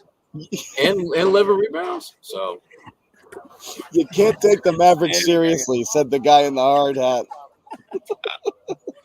Sorry for protection, everybody. Hey. So I come to work, I put on the hard hat, I strap on the steel-toe boots, lunch pails. You guys know the deal. It's right here. You guys know the deal. Hard hat type of performance right here from the Celtics tonight. From Jrue Holiday. I want to give him the honorary hard hat tonight, Jrue Holiday. I'm going to have to give Bobby. I'm going to have to from the brownie. Yeah. I'm going to have to give Bobby like a bunch of hard hats to hand out when he maybe either at game 5 or if it's a farewell, media thing, but I'm gonna have to do that. Guys, I do think you deserve this. I do. I think you deserve it too. We deserve it. We do. Where's Bobby? I see Josue and Bobby they're really taking their time. Really to get on for the last 7 minutes of the show. Yeah. Classic. Who are they wearing tonight? They dressed to impress tonight, Sherrod or John. You guys see them? Josue was next to me. I don't remember what he had on though. Oh, that's not a good sign. I don't remember. What I don't else? think it was Armani or Gucci. Did Kyrie talk? Did Luka? Do we have any clips for those guys? I would love to hear. I'm waiting. Jackson, our producer behind the scenes, Jackson Tolliver. If you've got any sound from those guys, I am curious about Kyrie's journey and about Luka's thoracic, Yep. Oh, contusion. Yeah. I want to hear how Kyrie spins this one. That's beautiful. I do. I am interested in that as well. Very interested to see what happens. Letting you guys know the CLNS crew is going to be headed to Dallas as well. We're taking. It's going to be. Jimmy, earmuffs, Jimmy. It's going to be. I don't want to hear this. Sherrod, Josue, Manning, Amit, Zannis, Gelso, booming out in Dallas. He's going. I can still hear it a little bit in my ears. I just thought I heard Gelso. I didn't just hear Gelso, did I? Did you just mouth Gelso? There's no way you just said Gelso. I gotta tell you this. I'll tell you this right now. Nick is Jimmy. tired. Nick is legit tired, and I think he's regretting the Dallas thing right now. Do you think I can fudge like the name and the picture? Maybe get a little trip out there. Hey, we love you guys too. Yeah, I'm going. If you do, Jimmy, make sure you record it. I want to see what happens when TSA catches you. So we got Wednesday. Wednesday's game 3, huh? Yeah. No, I won't fudge my plane ticket shot. I'm gonna fudge the media. Thing. Yeah. I ain't gonna mess with the TSA people. Good call. Good call. Yo, somebody just said I have ears. Just regular looking ears. I don't know what's going on with those guys. I wonder if they got just regular ears. Don't you want to start something with my ears? Hold on. I'm gonna check if those guys got moved. Oh boy, here we go. Look at this. Thank you, Tarmac. Disrespect. Unbelievable. You know what? It is what it is. Oh, that's a mean one. What else about this game, guys? What else stood out? Anything? I feel like this game had more going on. Where did you guys land on the Tatum conversation? I haven't really given a point yet. So let's hear your takes on it, because here's what's going to happen, right? Because you had the entire weekend where the talk shows were off mainly, and Kid drops those comments, and then you get into a game here where the box score and the easy low hanging fruit is going to be like, your superstar goes 6 for 22. Are you kidding? And you're going to get a lot of that. And again, he's rightfully going to get dragged for not shooting better. And this is going to be a narrative, and people are going to hate it. They're not going to want to listen to it, but it's going to go there. Whether you want it or not. Is Tatum in his own head? What's going on there? How can you shoot this poorly? What's wrong with the guy? And it's going to diminish in some people's eyes the kind of, well, I don't think they're great. They don't have any stars. What's so funny is how the Celtics became the 2004 Detroit Pistons when they have a guy who's 3 years running first-team All-NBA and another guy who was second-team All-NBA last year, 2 all-defensive players, and and the guy with the biggest contract in NBA history. Yeah, former All-Stars, current All-Stars, literally, and somehow it's going to be talked as like this gritty, scrappy guys who are the whole is greater than the sum of the parts sort of thing, which is freaking hilarious. They got a bunch of literally they're stars across the board. They might not be top 4, top 5 stars, but they're really a lot. They probably have 5 of the best 30 players in the NBA. Yeah. It's insane. This is not a gritty, scrappy group. But the Tatum argument's going to get out of hand here if he doesn't have a Tatum game. We're going to bring in Bobby and Josue here, but Jimmy, you didn't get my freaking point in. Jimmy, give your take. Well, no one wants to hear me now because they're here. All right, I'm getting rid of them. Go ahead. No, I'm just joking. You can have him back. No. You go first. No. You can have him back, but I'll still say my point. So basically, you did say some of the things I was going to say is you have to compartmentalize his performance. So clearly there's something off with the shot. He's in his own head. He passed up a lot of shots that normally he would have no problem taking because of how off he was. So on one hand, it's good that he made, I guess it's glass half full or half empty? Is it a good thing that he passed up the shots to make the pass, and that's why he had some more assists? Or do you want him to try to shoot out of it and just hope that he kind of gets out of that shooting slump? Now, it sucks that he's in it because we know that he's what he's capable of offensively. This is beyond, I think, the struggles that we thought he'd end up with. So I do think some of it's mental. He hasn't really been a player that's going to take over games offensively and do that whole thing because he hasn't, and especially hasn't really needed to. So that's the big difference right now is that he doesn't need to. So he's less likely to force things. The shooting is a red glaring issue, though. And so if people do want to criticize him for that, they have every right to. But the one thing you can say is that he didn't just go 6 for 22 and not try to make his teammates better, not try to, rip down boards. He had a couple big boards in that second half. Huge one late. Huge one late there, right over. So he wasn't sulking. He wasn't like, woe is me. All those things are true. And 12 assists is nothing to sniff at because, he's a guy that, typically Bobby and Josue, that they rally around him in the locker room here, because typically when he has these games, people feel the need to go over the top about how valuable he was. I think the consensus on the Garden report here among all of us so far is he actually did have a very good game. You can't run away from how bad the shooting is and some of the turnovers and decision making when he's trying to get to a shot, but his relentless driving all game long is one of the things that really drove the offense tonight. I mean, the thing that drove the offense, I think. Yeah. Right, no question. I thought the way he finished the first half, getting to the free throw line for the first time, and I'm like, man, he's got to keep that going, and that's exactly what he did coming out of halftime. And then as they continued to collapse, the way the rest of the Celtics players just spread out, whether it was D. White, Jrue Holiday, who was just scoring all around the paint with some fancy layups up and under. Like, it was really impressive in the sense of how he was getting his buckets. But then he extended his shot out to the three-point arc, and that really opened things up for him and everybody else, including Jayson Tatum. Yeah, and definitely, like you said, John, the defense there from teammates. I think everybody loves what he's doing. I think they think he's doing the necessary things. And Kristaps in particular said it's tough driving every time like that. And that is the one thing you like about this game is this was a game where Dallas took you off the three-point line in a pretty aggressive way.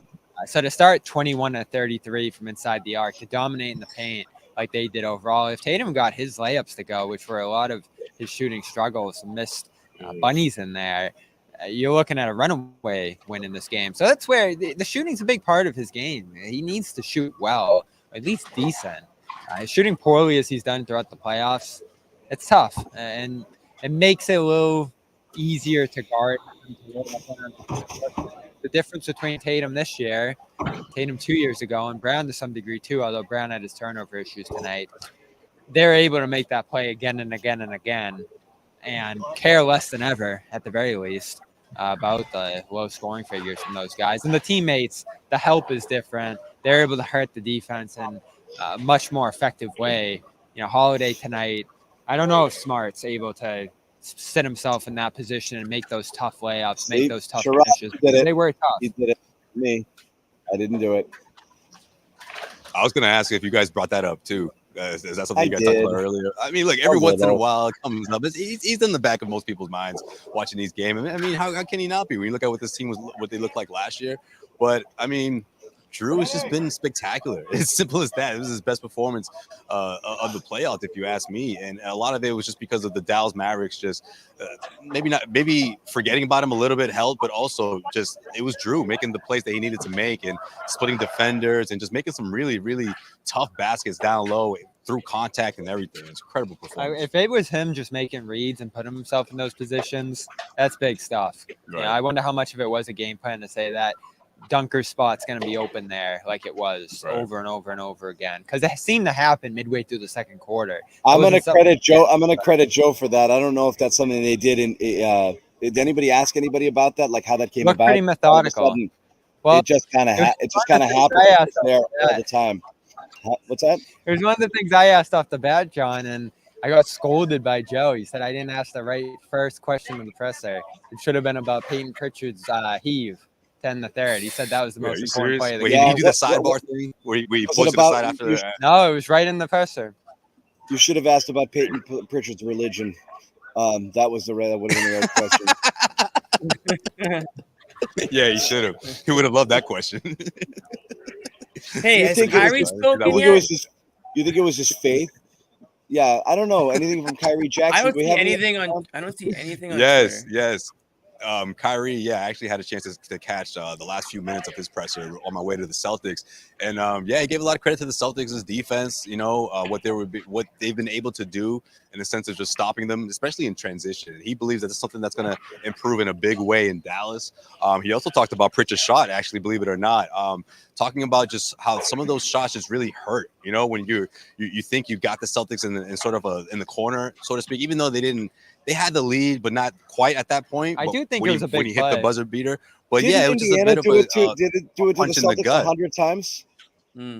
Yeah. Didn't Indiana hit like that's true. five? I mean, they did. Didn't the Pacers hit like 5 buzzer beaters, quarter buzzer beaters in that series? That was like their thing that series. Yeah, you're right. But that's just such a gut punch. It's so that we've been on the other side of it. Dallas must have been like, oh no, it was like, and then Kyrie talked about. He talked about one that happened in Game 1 with Sam Hauser. He said, "Dude," as he put it, I'm kind of paraphrasing here. He said, "Dude didn't even bring the ball down. He just threw it up there, and it went through the net." He actually pointed to them playing in this environment and playing at TD Garden, and it just makes it particularly more difficult. I think it's more difficult for him, if you ask me, though. I mean, if you look at the numbers, I mean, it's not like they've been spectacular here all season. No, they've only lost 2 in the playoffs, and they both happened here. And throughout the regular season, it wasn't the greatest record, but Kyrie thinks it's a big part of what's going on here for Celtics. I always think about those things too, because you're up 5 at that point when Washington's running for that fast break where White and Brown blocked them. PJ, yeah. If you didn't get that Pritchard heave, which Brown actually said Pritchard checked himself into the game to take. So again, another guy making a play, making a decision on this team to insert himself into an important position. That's a veteran move right there too. So you don't hit that shot and everything else stays the same. Washington's running to tie the game, not make it a 3-point game at that point after the 11-0 run or whatever it was, or 9-0 run. So I always just look at plays like that. There was a lane violation on Brown's missed free throw in the second, I think, where he reshoots it. He gets an extra point from that. That offensive rebound Holiday got that got Tatum a 3-point play. Those are the little things this team does that is going to make them a champion team. And as they started doing that more and more this year, it happened pretty early in the season, those kind of plays. But now that it's translated night after night in the playoffs, this is why you're going to go potentially 80-20 this season if you sweep this series, or 14-2 or 16-2 in these playoffs, or whatever it will be if you sweep this series. Those things make it so that if there's a close game, you're going to pull it out. If it's a game that you're probably going to lose, you might pull it out still. Or if you're up by a small amount in a game, you might win it big. And that's what this team did all year. It's going to be the thing I remember most about this team if they win the championship, is just doing all those little things that expand their margins, give them room for error. If you're up 2, or if you're potentially going to give up a tie in that game, you might not be able to contest that breakaway as much, because if you foul and you're potentially giving away the lead there, you're up 5, it's Washington, you can be a little bit more aggressive there, and that's what a play like that Pritchard one does. It was huge. I don't know if it was lead the press conference off huge, but it was big. Yeah, but that's Joe. I get it, but I like that Kyrie brought it up because it shows that it was in his mind. You know, even after everything that happened throughout the second half, he's like, man, that Pritchard 3. 3 seconds left. They got 3 guys at midcourt trying to prevent it, and he still gets it off and hits it pretty clean. Yeah. And I love the fact that Tatum and Brown, for them to combine for as many assists that they did, completely more assists than the Dallas Mavericks had as a team. I mean, that's just a testament to how deep this team is, right? How they really trust these guys. And for Jaylen Brown to put the icing on the cake with that block, that chase down block, that collaborative block with Derrick White, that was special, man. This place was rocking. While you're talking about it, one of the things we spent a good amount of time on was just talking about how critical the defense was in both of these games. And it's kind of a sign of how, the Celtics are extremely serious about this. There hasn't been a letdown. Even when they were playing poorly, they were playing hard in that first half when the shots weren't falling, and the defense was clearly something that they're locked in on. And I honestly, there's been so few laps through the first 2 games, but the defense has been relentless and really set the tone for this. And it's why you win a game when you shoot as poorly as you did from three, which is your hallmark on offense, and you weren't really able to do it.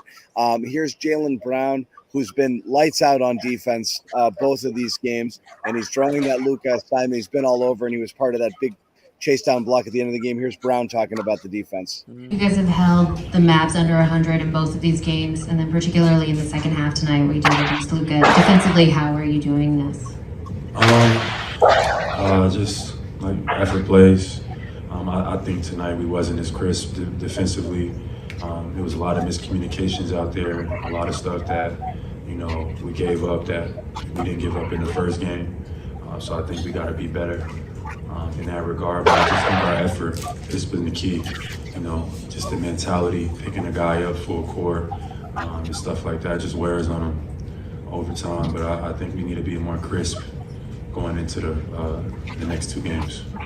Fourth row on the aisle over here on your left.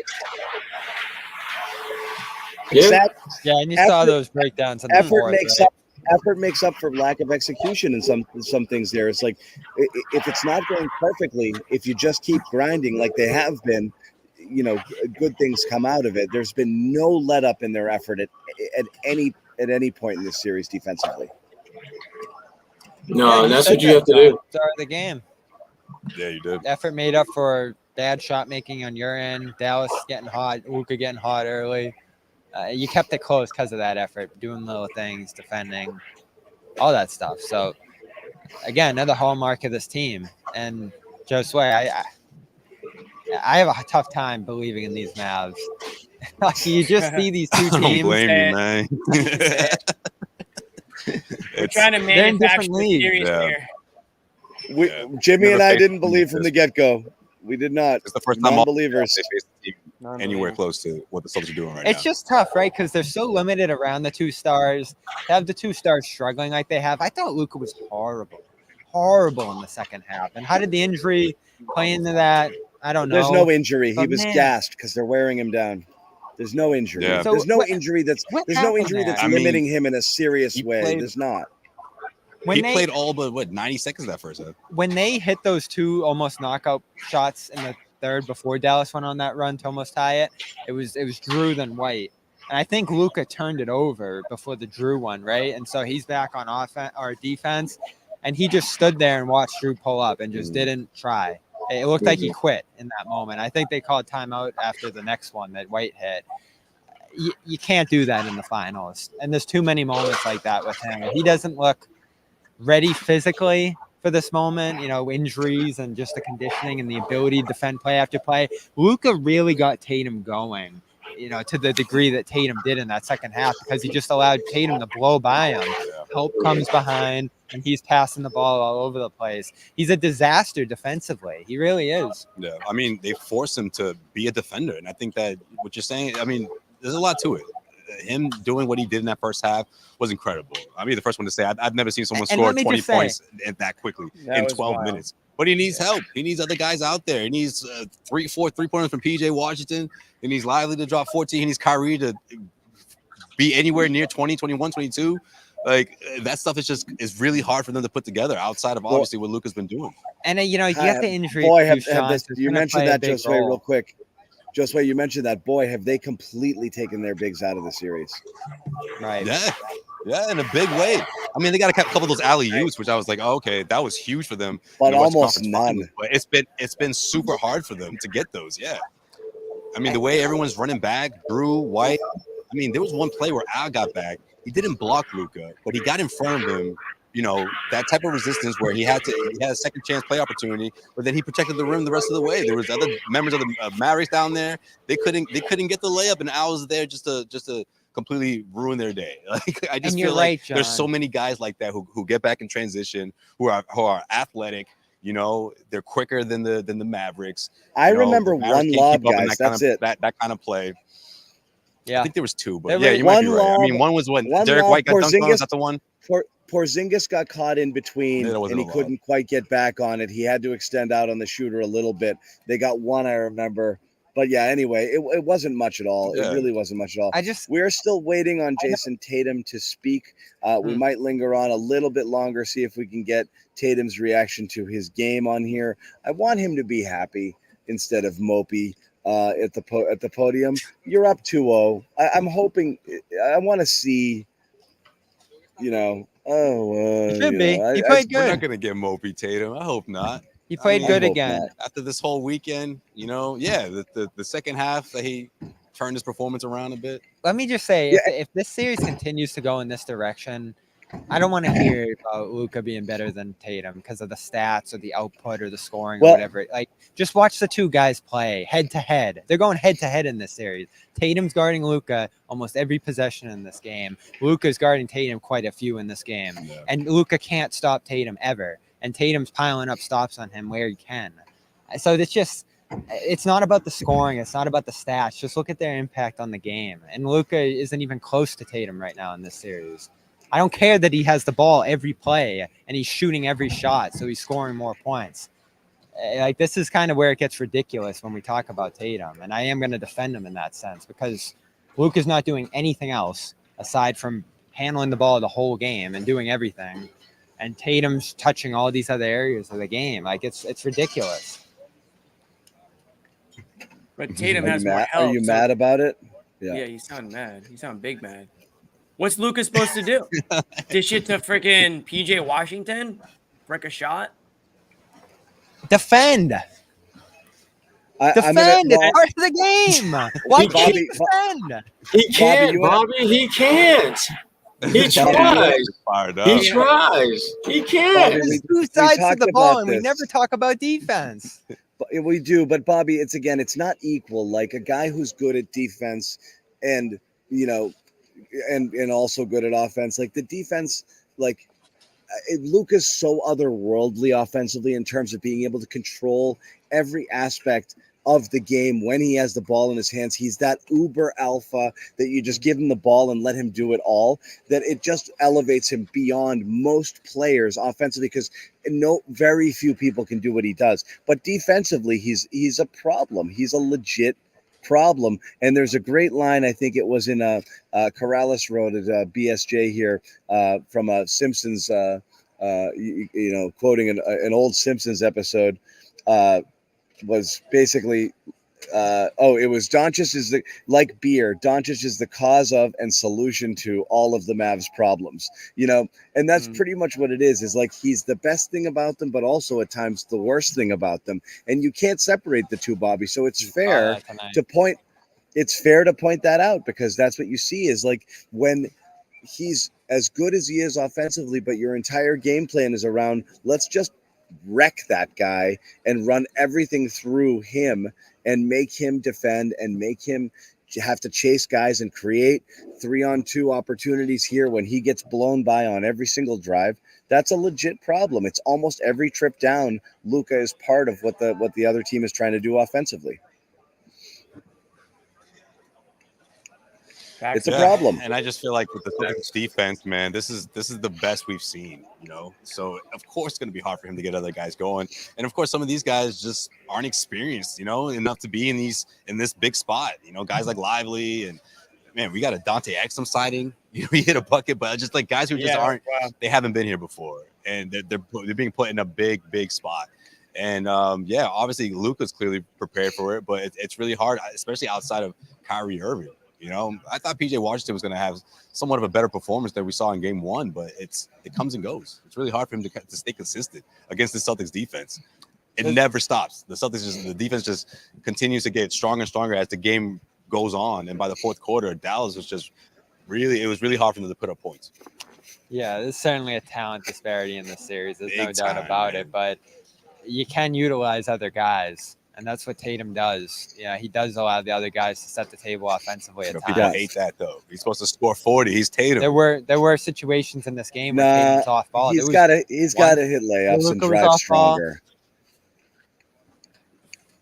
Yeah, but my point is, John, Luka's on the ball pretty much every possession the entire game. There's a few where Irving is able to run the show and run some sets, and they got one in the first half where he set up Luka in the corner.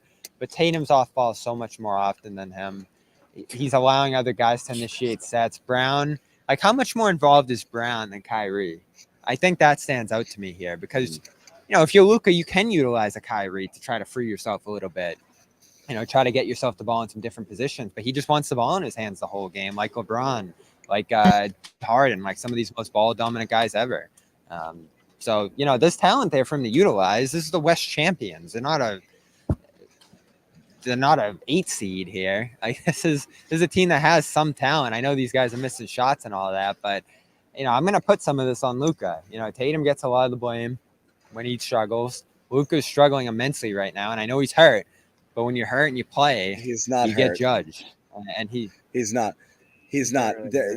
He's not hurt. They're just the Celtics are wearing him down. They're wearing them down. Luka started 9 of 13 in the first half. He finished 12 of 21. So he went 3 of he almost disappeared.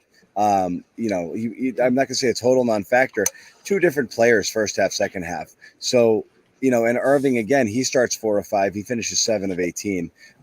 So they wore him down. They just wore these guys down. They make them work for every single thing that they get, and they make them defend. And by the end, there's nothing left, and that's going to keep happening. And credit to Mazzulla for not panicking at any point in time early when Luka was hitting a ton of contested shots and like changing the plan and throwing other guys or bringing. Well, they went more traps. They went to more traps. But John, even when he was cooking, what did that turn into? A 4-point lead for the Mavericks? I thought the traps were really good. That's devastating. You look at the scoreboard, and you're like, man, I'm exhausted. I just scored 20 points in 12 minutes, and we're up by 3. Like, I think by the end of it, or by that third quarter, when the way the Celtics kind of added the pressure on defensively, while Tatum was trying to find his rhythm, it was a lot for him. Yeah, the traps are smart. They came off guys who weren't threats. Yeah, exactly. Every time they had an opportunity to do it, they did it. Yeah. Right. Yeah. Well, and also, how many times did he wait way too long to get rid of it? He got like 3 seconds left. He's throwing a grenade to Lively or whoever, and they're chucking it up. It's like, damn. These guys, man, though, like they are taking practice shots and they can't hit them right now. Exum. Yeah, that's true. Some Derrick Jones, wide open too. Yeah. These Derrick guys, Jones. man, they're certainly not helping them. So I guess I'll give them that. But Tatum's been better than Luka so far in this series. What did you guys think of Kristaps? I don't know. I got a chance to catch up with him in the hallway. What did you guys think of Kristaps Porzingis tonight? Old. We We just wanted to make sure he wasn't hurt. Sounds like while he we're isn't. trashing Luka and Kyrie, I've got some sound. Let's hear from those guys, and then we'll move on to KP, and then we'll wrap it. Here you go. Eventually work. Okay. Cool. Yeah, I mean, obviously it didn't work because we lost. But at the end of the day, we gotta make some more shots. I think my turnovers and my missed free throws cost us a game. So I gotta do way better in those 2 categories. But at the end of the day, we gotta make shots to win the game. A little disappointed in myself not being able to convert a lot more of my opportunities that I have in the lane. Obviously I'm going against Jrue Holiday and Jaylen Brown a few times, but I feel like I have the upper edge on certain possessions where I just got to convert. They're pushing me to my left hand a little bit more. So just got to be aware of some of their adjustments like I was in game 1. Felt good in the first half, but in the second half, just shots weren't going down. And defensively, I was out of position, got some ticky-tack fouls, and just kind of took away from our flow of the game as well. It wasn't just all on me, but I'm definitely taking the majority of it just because, my teammates look to me to convert a lot of these shots and ease the burden, not only just Luka, but everyone else, and settle our team. And it wasn't on me, guys. It wasn't on me. It wasn't on me, guys. I had something to do, but it wasn't on me. So, but again, and by the way, the Celtics got 6 for 30 from 3 in this game. They missed shots too. Yeah, 5 for 29 before the Pritchard a lot from 3 heave. But as we said, those guys have to be they have to be monsters, and their Celtics are making it hard for them. They have to be. And right now, I just get the sense that Kyrie is just hoping that being back at home is going to change everything, And sometimes that's not always the way to go. I mean, I don't know. They're going to turn on them fast. He's trying to give the Celtics a lot more credit in the sense that they're playing here at TD Garden. But like for guys like us who've been watching this team all year long, I mean, did any of you guys feel like that was the key for them winning both of these games? No, I just think the Celtics flat out beat them. Yeah, this one was more competitive than what we saw in game 1, but you still saw the gap, the talent gap between these 2 teams. Like nothing about what we saw tonight has changed that. Yeah, smart team, quicker to adjust, quicker to notice things, make the right plays. Better team, better Dallas just kinda players, and kept again, punching the wall. Yeah, I just feel like he's talking about himself. He's like, I'm going to play better in Dallas. Like, it's fine. Like, maybe he will, but we'll see if he turns it to a win. we said this. I said this on our text thread. However you want to rate this, however you want to rate where Luka and Kyrie fall among the top, the hierarchy of rank the players of this series. I don't care who you put 1, 2, 3, 4. The reality is the Mavericks are starting 2 guys right now that would be, like, I don't know that Jones gets meaningful minutes on the Celtics, period. Gafford is your third center. Gafford's your third center. Okay. Over Luke? He is. So he's not playing. He's your third center, Yeah, sorry. And Washington probably takes the Hauser minutes, and that's it. I mean, what are we talking about here? It's Right. I didn't get it. You guys wanted to talk briefly about Kristaps, and your thoughts there. Yeah, Bobby you guys got to speak to him in the locker room. I got a chance to catch up with him right in the hallway before I hopped on camera. Yeah, he wouldn't get into the injury specifically. I don't know if you guys saw when it happened. I didn't. You just started to see him labor more as the half went on. He wouldn't describe what it was, but said it was not related to the previous injury, and that he's going to try to be good to go. They're going to do everything they can over the next 2 days to get him ready for that. Also said he'll die out there. It wasn't hard to play through. He was going to fight through it, but did concede. It was the right decision to get him out of there because he was a little limited. I don't know what it was. Wait, but what did Joe say, though? Because Joe completely dismissed it, right? Very surprising he did that. Are you being sarcastic? Yeah. I'm not surprised. What do you mean? If you ever see Joe be up there and be like, yeah, man, we're screwed. Or, maybe not screwed, but hey, so-and-so is really hurt. He really hurt his ankle out there. He's never going to say something like that. This is what might concern you going to Dallas because we're waiting for the aggravation. And this probably wasn't an aggravation of that injury, but maybe it was overcompensating in a different area. Again, did you guys see anything? Because I didn't see a specific injury. No, we didn't see like a moment when it happened. He just tailed way off, started laboring, wasn't moving as well. No, there was an absolute moment where he was off balance a little bit, and you could see him kind of twist and tweak a little bit, and then he was up and down. So it was something, but it was the left leg, not the right. And they were working on it afterwards. So we'll see what that is. But again, both he said he's not sitting game 3, and Joe said he's fine, no concern at all. So I don't think they think there's a re-aggravation of anything there. What's going on, guys? He's got a few days too. So before we wrap it, is there any world in which what do you see happening here? And again, the Celtics have been freaking lights out on the road this postseason, and that does not bode well for Dallas. Also, Dallas had one thing they had going for them, and again, not like other series play into this one, but they were 3-0 in game 2s this year, and the Celtics were 1-2, and this was the kind of bogeyman thing, and it didn't go well for Dallas tonight, and here they are headed back home down 2-0 with the Celtics. Before we wrap it here, I'll just go around the horn. Is it over? And I mean, like, is it over in Dallas? Over? They'll get one. Finish them off. Celtics finish them off in 5 back in Boston. Okay. Zamboni must be out. Yeah, Bobby Josue cleaning it up. Yeah, I think they get 1-2. I wish I predicted this one at 5, to be honest with you. I just didn't. I honestly thought Dallas, before the series started, that they would be able to split these, but this was going to be the game, in my opinion, game 2. And even though the scoreboard doesn't indicate the gap, I saw a significant one, the same one I saw from from Thursday night. So, but yeah, I see Dallas gets 1. Celtics wrap up here in 5. Yeah, I'll move it to 5 too. Yeah, and to see too late. I know. Yeah, you got that one. Wait, did you say 5? You didn't say 5. Me and Jimmy, yeah. Did you? Jimmy and I did. I said 5, but honestly, I might say 4 now because I don't know why should the Celtics lose unless they just decide to take a game off. They're so much better than this Mavericks team. I think they have more of a killer mentality. But they swept the Pacers, so it's certainly not out of the realm of possibilities that they'll sweep this Mavericks. Game 3 will probably be the best game of the series. Yeah. I mean, 2 things I'm looking at obviously are Porzingis' ability to play well and sustain through the course of a game.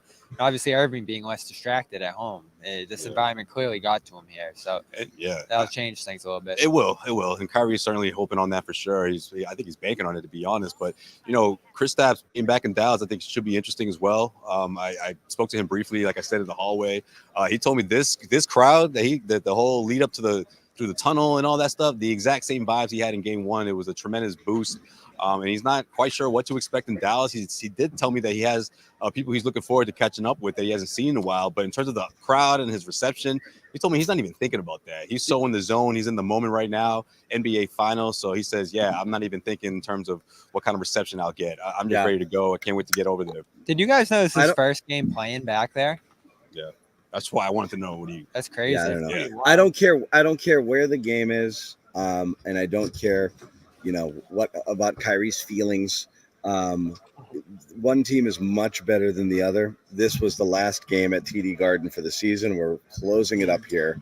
And that is that. Okay. Take a picture, boys, before you leave. This thing is over. Before we go, Jayson Tatum. Could be right. You might prefer one loss on the road. Wrong. Win it here. Yeah, John's he's like, I'll be out there. I like it both ways. It's fine. But anyway, Tatum, as we said, kind of an interesting line here that people are going to scrutinize tomorrow, and it's going to be a topic of conversation. Everybody on the show here, we all did agree that this was a solid Tatum game despite the shooting woes. But here's Tatum talking about not having to be the man every single night. There's different ways, I guess, to phrase that. It's not all about scoring. I can be the guy, rebounding and getting assists and drawing attention. Right? When I have the ball in certain spots, right? I draw so much attention. I'm not always going to be the guy to get the shot, but sometimes sacrificing. Being in those spots to make the play that we get the best shot possible, knowing that what they want to take away in their schemes and things like that. So being the guy in different ways. Maybe you don't score all the points, but you do all the things to put you guys in the best position to win. That's right. That's what leaders do. Oh, man, that was about as boring muted, of an John. answer you could get. That was a really sleepy way to end the show. I'm sorry. That was really bad, man. It's the NBA Finals, and that's the energy. Huh? Hey, you know what? That might be good. People are jacked up after the game. Sometimes, on a stage like this, you'll stay up all night after a big win. That'll get you. Yeah, take everybody down into the sheets, right? and ready to sleep. These guys flying out tomorrow, though. That's as good a thing to get us to say goodnight as we can. If you guys want more that or basketball, Bobby's yawns. Damn, Bobby let out the biggest yawns. Normally it's Sherrod. If you guys want more basketball talk, guys, first to the floor, they're going to be live and they're going to bring you some really good basketball talk coming up next. So make sure that you check those guys Bobby does out. not hide it. He's like a lion out here. First to the floor, head over to their channel, guys, if you want to check some stuff out. We'll have some more stuff coming on our channel as well, and throughout the night. Make sure you subscribe and like. Jimmy, how many? How many? More. Oh, I did the balloons. Oh, happy birthday, bro. You know what I love? I love this one. Already. This is the rock Which one is that concert. to? Yeah, the laser light show. 2 more. Yeah, I love it. 2 more. You gotta do that when they win it all. Maybe in Dallas, you gotta do that one. Yeah, I love it. I love it. Thank you, guys. Thanks everybody in the chat for hanging out. Enjoy Dallas. I'll hold it down back here for you. All right. Yeah, appreciate you. Thanks, Jimmy. This is the last time we're gonna be in TD Garden this season. You gotta be thinking now, John. I think it might be. Might be. Yeah. Damn. Send us a postcard. I think they're gonna win it here. What a season. All Okay, right. thank you guys. Yeah. Appreciate Buy you a hard guys. hat. Thank you for tuning in. Buy hard hats, Yes. guys. We will see you Merch. guys. Merch it up. Make sure you check it out. Merch We'll it see you up. guys 2 after. more. How about Code them damn 2 more. Celtics? Go check out first to the floor. They're Here's a coming up next. t-shirt. Wait, Amit's got an outro for us, I think. No, he doesn't. He said he was gonna work on an outro. He had a phenomenal game. Forfeit's out. I think it's an option. That did not sound like a chair. It was a freaking chair. It does sound like a chair.